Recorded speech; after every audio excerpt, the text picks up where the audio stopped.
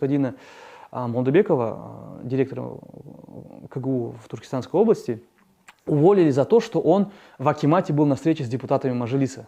В Туркестан недавно приезжал господин Заитов и Толукпай.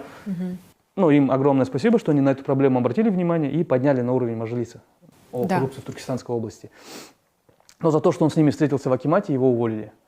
И его увольняют второй раз. Первый раз его уволили, когда он впервые написал заявление, что Базис построил нехороший музей с протекающей крышей, с неработающими дверями.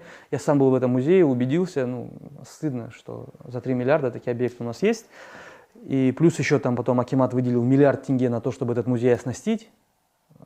Там бутафорские десятки миллионов на деревяшки, железки потрачены. И этот человек пишет заявление в Антикор.